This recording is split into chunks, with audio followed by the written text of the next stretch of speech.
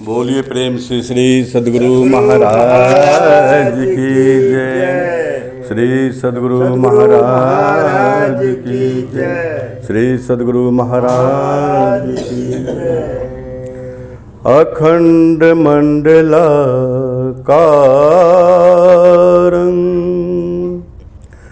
व्यापतं येन चराचरं तत्पदं दर्शितं येन तस्मै श्री गुरुवे नमः। गुरुर्ब्रह्मा गुरुर्विष्णु गुरुर्देवा महेश्वर गुरु साक्षात् परब्रह्म तस्मै श्री गुरुवे नमः। तस्मै श्री गुरुवे नमः। श्री सद्गुरु महाराज की जय। जगत के कण कण में विराजमान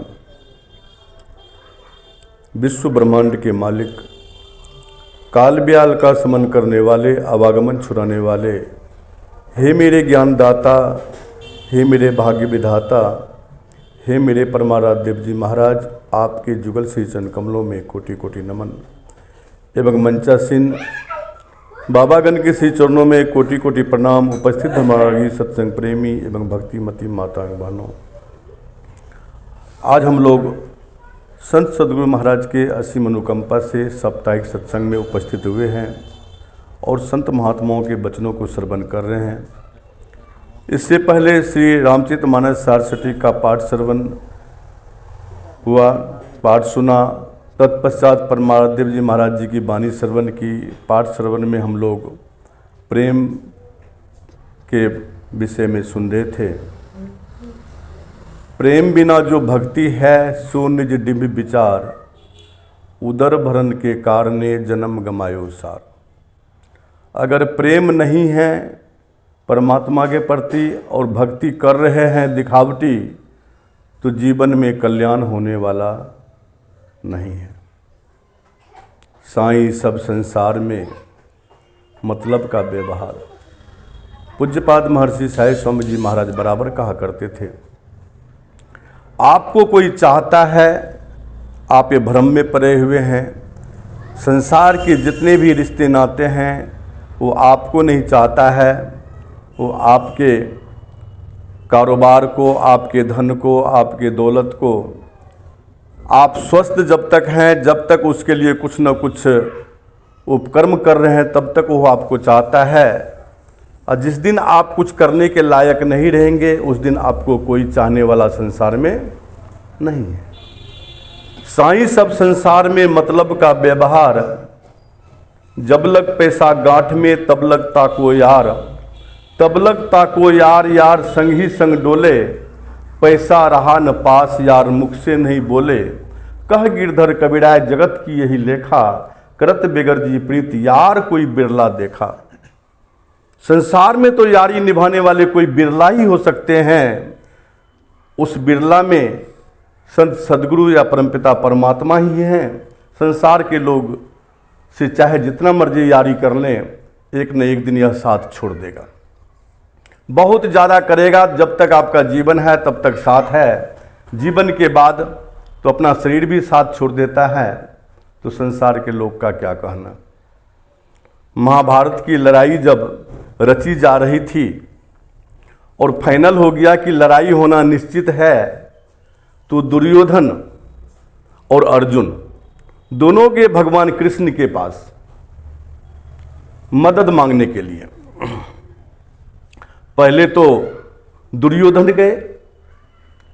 अब देखते क्या हैं, दुर्योधन भगवान लेटे हुए हैं और उसके सिरहाने के बगल में एक कुर्सी खाली रखी हुई है और दुर्योधन वहीं बैठ जाते हैं। अब बाद में अर्जुन पहुंचते हैं। अर्जुन प्रभु के श्री चरणों में हाथ जोड़ करके खड़े हो जाते हैं। प्रभु जब उठते हैं तो सबसे पहले अर्जुन को देखा। कहते अर्जुन कहाँ आए हो? अर्जुन ने कहा प्रभु आपको तो पता ही है, महाभारत की युद्ध होने वाली है, आपसे मदद मांगने आया हूँ। तब तक दुर्योधन उठ के कहता है कि पहले मैं आया हूँ। तो भगवान कहते हैं तुम आए जरूर पहले हो, लेकिन पहला नजर तो मेरा अर्जुन के ऊपर पड़ा है। तो अर्जुन कहता है कि पहले उनको ही मांगने दीजिए। तो भगवान कृष्ण कहते हैं एक तरफ मेरी अक्षोणी सेना है और एक तरफ मैं अकेला रहूंगा, मैं हथियार नहीं उठाऊंगा। बोलो क्या चाहते हो? तो दुर्योधन तुम मंद बुद्धि समझ लीजिए या सठ बुद्धि समझ लीजिए, वह तो समझता है कि युद्ध में तो योद्धाओं से कम चलेगा। अब भगवान पहले कह रहे हथियार नहीं उठाऊंगा, तो उन्होंने अक्षोणी सेना मांग ली और अर्जुन के हाथ भगवान श्री कृष्ण लगे। अब तो भगवान श्री कृष्ण अर्जुन से हंसते हुए मजाक के रूप में कहते हैं अर्जुन, और दुर्योधन बड़ा खुश है, चले गए दुर्योधन। अर्जुन वहां पे खड़े हैं। भगवान कहते हैं चुटकी लेते हुए अर्जुन तू सदा रहेगा उदास, माखन ले गयो दुर्योधन, छाछ बची तेरे पास। कि दुर्योधन तो सब कुछ ले गया। महाभारत के युद्ध में युद्ध जब होगा योद्धा का काम होगा, वो सब ले गया दुर्योधन, माखन ले गया दुर्योधन, छाछ तुम्हारे पास बची। अब तुम क्या करेगा? अब तो तुम सदा उदास रहेगा। और अर्जुन भक्त हैं और परमात्मा से बहुत प्रेम करते हैं, भगवान कृष्ण से बहुत प्रेम करते हैं, मित्रता है, भगवान कृष्ण से मित्रवत समझते हैं। तो देखिए भक्त अर्जुन क्या कहता है। भक्त अर्जुन कहता है प्रभु भक्त कभी रह नहीं सकता उदास, प्रभु भक्त कभी रह नहीं सकता उदास, माखन लेकर मैं क्या करूं जब माखन चोर है मेरे पास। श्री सद्गुरु महाराज जी की जय। जब माखन चोरी मेरे पास है तो मैं माखन लेकर के क्या करूं। और प्रभु ऐसी मित्रता निभाई कि 5 भाई पांडव थे, 5 भाई पांडव का बाल बाका नहीं हुआ। और उधर 100 भाई दुर्योधन सब चले गए संसार से, बड़े बड़े योद्धा चले गए, जिसके बारे में यहां तक कहा जाता है भीष्म पितामह जैसे लोग, जिसको इच्छा मृत्यु का वरदान था, ऐसे सब लोग चले गए, कोई नहीं बचे। महाभारत की लड़ाई में कहा जाता है कि 1 खरब 66 करोड़ लोग मारे गए थे और 24,147 योद्धा गायब हो गए थे।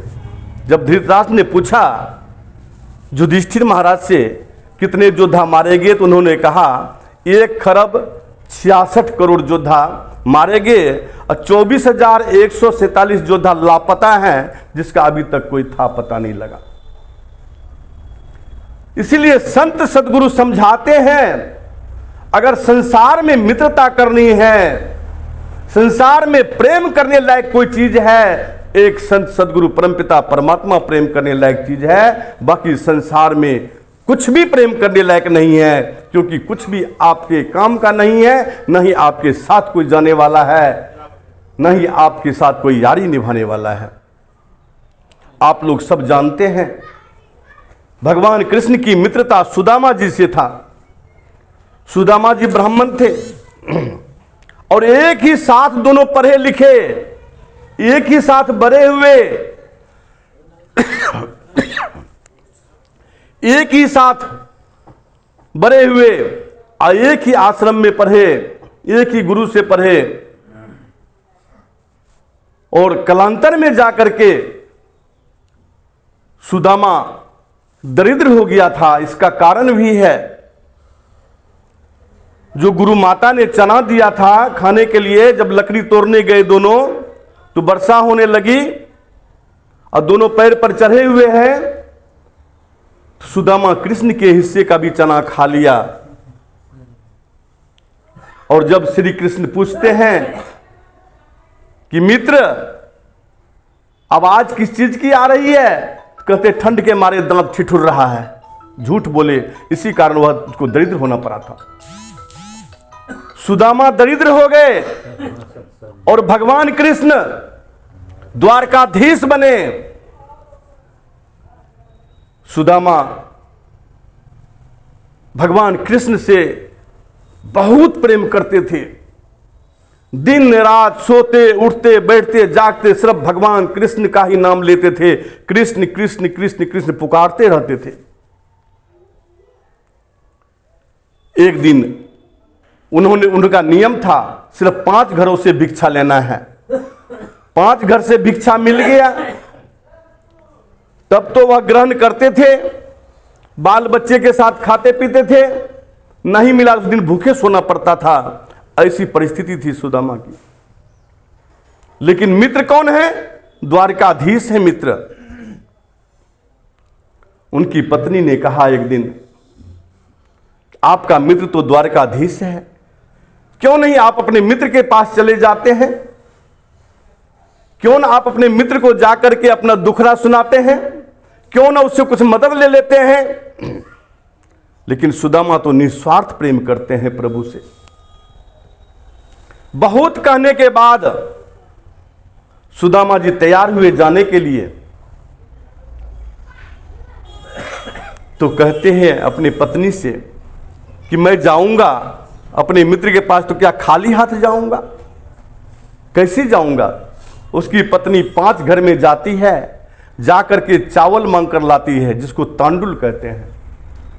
वही सुदामा जी अपने धोती में बांध लेते हैं, फटी पुरानी धोती है।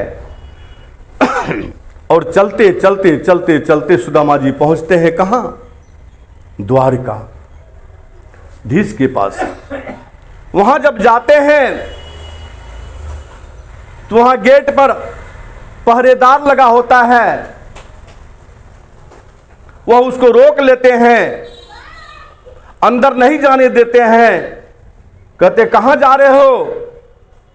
कहते हैं सुदामा जी कृष्ण मेरा मित्र है, मेरा परम मित्र है, बचपन का मित्र है। लेकिन द्वारपाल मानने को तैयार नहीं है। द्वारपाल कहते हैं वह तो द्वारकाधीश है, वह तो राजा हैं, वह तो परमपिता परमात्मा है, और तुम फटी पुरानी धोती में कहते हो मैं उसका मित्र हूं, कैसे संभव है? ऐसा नहीं हो सकता। यहां पर किसी कवि ने बहुत अच्छा भजन भी लिखा है। अरे द्वारपालो कन्हैया से कह दो,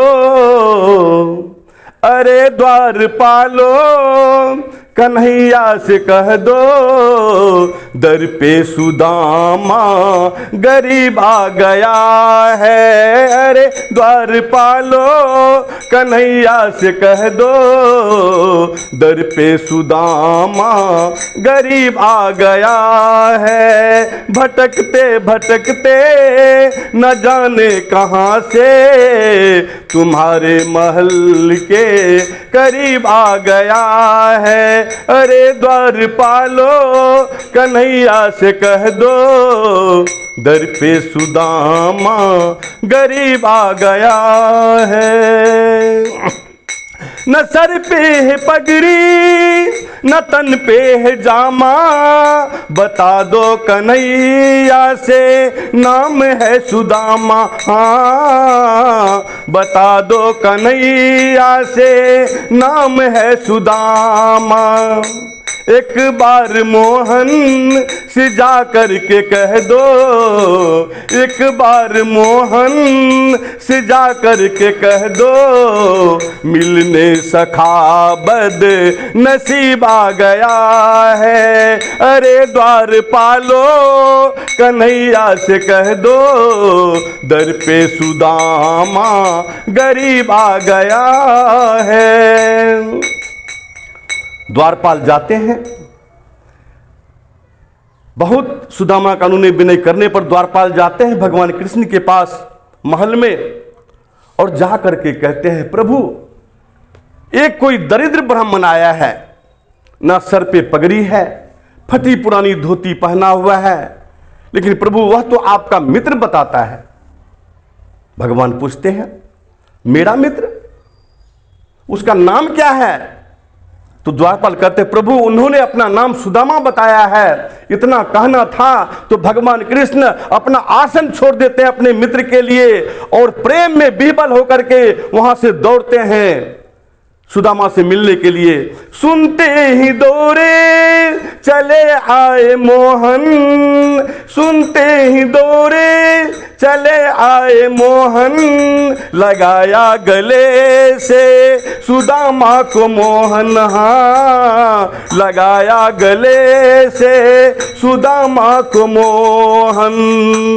हुआ रुक्मणी को बड़ा ही अचंभा, हुआ रुक्मणी को बड़ा ही अचंभा, मेहमान कैसा अजीब आ गया है। अरे द्वारपालो कन्हैया से कह दो, दर पे सुदामा गरीब आ गया है। भगवान कृष्ण सुदामा को लेकर के जाते हैं, अपना आसन छोड़ करके अपने आसन पर बैठाते हैं, और आज प्रभु प्रेम में विह्वल है, मित्र के प्रेम में, और नीचे जमीन पर बैठ जाते हैं और रुक्मणी को कहते जाओ जल लेकर के आओ, मेरा मित्र आया है, उनका चरण पखारना है। रुक्मणी जाती है जल लेने के लिए,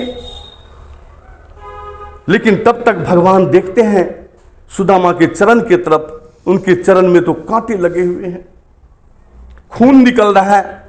भगवान कृष्ण फूट फूट कर रोने लगते हैं और अपने आंसुधार से ही चरण को धो देते हैं। बराबर पे अपने सुदामा बैठाए, चरण आंसुओं से सामने धुलाए, हाँ चरण आंसुओं से सामने धुलाए।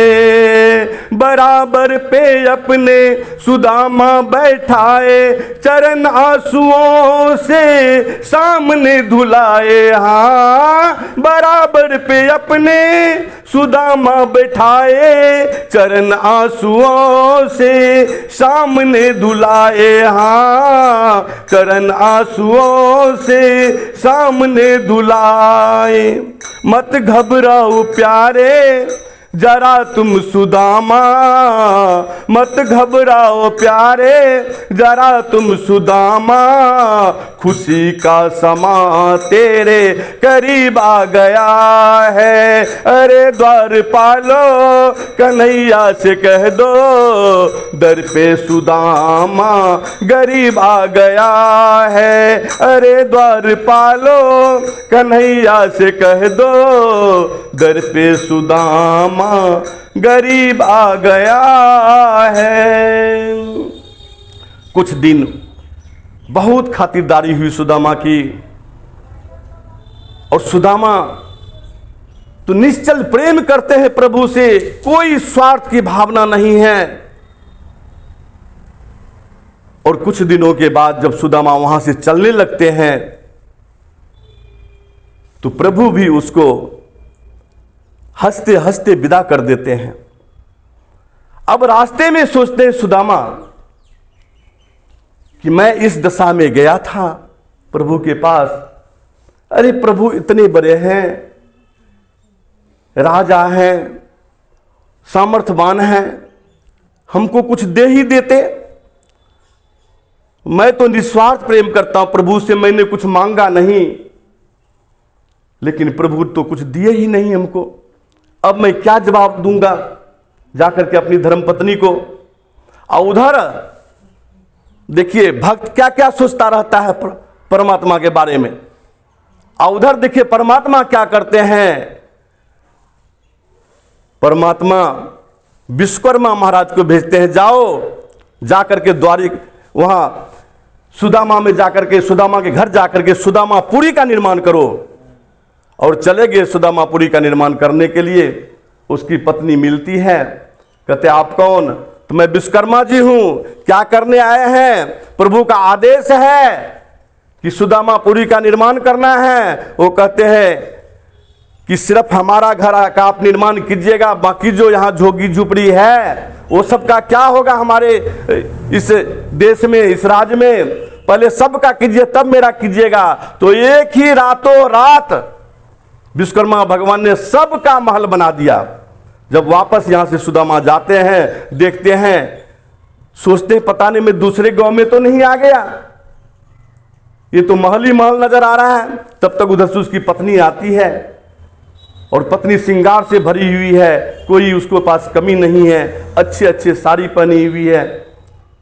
सुदामा देखते हैं और सुदामा सोचते हैं कहिए मेरी पत्नी ये कैसी हो सकती है? तब उन्होंने सारा बात बताया, और सुदामा फूट फूट कर रोने लगे कि जिस प्रभु के बारे में मैं सोच रहा था कुछ नहीं दिया, उन्होंने बिन मांगे सब कुछ दिया। इसीलिए कहा जाता है बिन मांगे मोती मिले, मांगे मिले न भीख।